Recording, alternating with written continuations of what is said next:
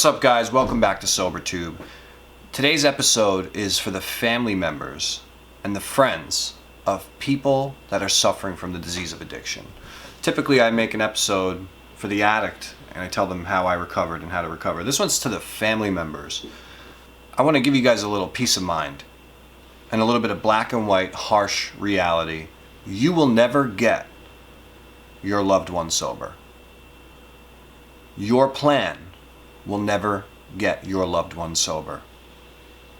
You got to wave the white flag.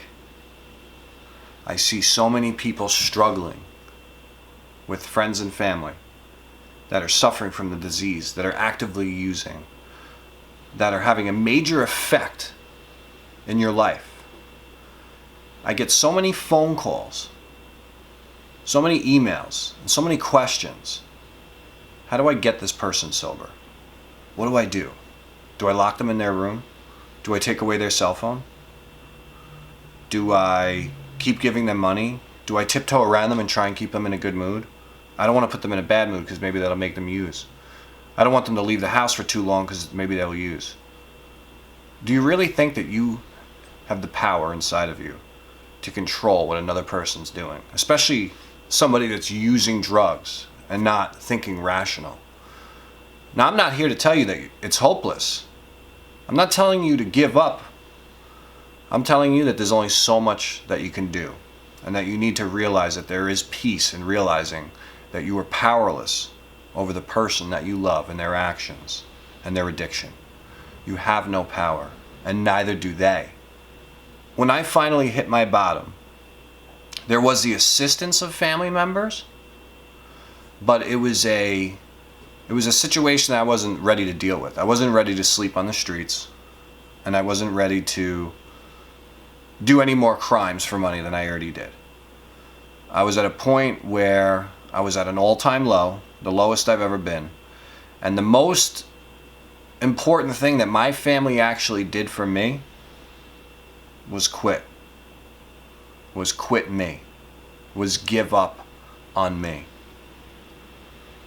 I remember how happy they were the first time I got a rehab, and how they were like, stay with me, we're going to get you better, we're going to take care of you, stay home, take care of yourself. Our assistance is going to be a major role in your recovery. And they were going to make me dinners, and I was welcome to stay at their house. And unfortunately, a big part of this program is relapse. It doesn't have to be, but it is. A big part of this program is letting down the people that we love. A big part of this program is our family members getting their hopes up and then us crushing them. I only got sober because I had no other option. My sister kicked me out, so I went to my other sister's house. She kicked me out. My mom comes to my house and says, you have no other options. You can't stay with me. You're not welcome here. You're not welcome there. What do you want to do? Where am I dropping you off somewhere? What do you want to do? You got to get out of here. Like, they want you out of here. You got to leave tomorrow. That's it. I give up. It's over. This is done. This is done. What do you want me to do? Want me to go to rehab? Cool. Go to rehab. Now, this is the important part of the program. Willingness. Man, if you give us freedom, addicts, when we're not right in the head, we are manipulators. We will play you like a violin. And we will play you better than anyone can play a violin. We believe our own lies. We make up our own program. And it's dangerous. The only way for a person to recover,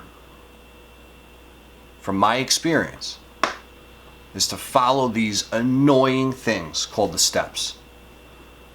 Every addict that's using constantly really does belong in a rehab, whether it's for 28 days or 90 days or 6 months or a year. Like, I got 28 days. I got out, and out of desperation, my last resort was to go into the rooms of the 12-step programs and seek help. I hated it just as much as I hated going to school, just as much as I hated going to college, just as much as I hated working out. And just as much as I hated every other thing that I was supposed to do in life, that was supposedly good for me. And it changed my life. I'm sick and tired of family members coming up with their own programs. It's too dangerous. I know the way I come across, and I don't care. This is more important than memes. This is more important than Instagram. This is more important than anything. There's a person in your life suffering from the disease of addiction. They can die at any moment. And I know we get immune to their disease and we get used to it and we learn how to live around it. But what do you do when you find that body? And how will it affect you for the rest of your life? I beg the friends and family members, do not enable, do not play doctor, do not play counselor. Use the system that's been around since the 1930s. It's called the 12 steps. The addict in your life wants nothing to do with it, and it will change their life. Just do not enable the addict. My name is Brian. Thanks for coming to SoberTube. Like, subscribe, get involved in your recovery, and I will see you on the next episode.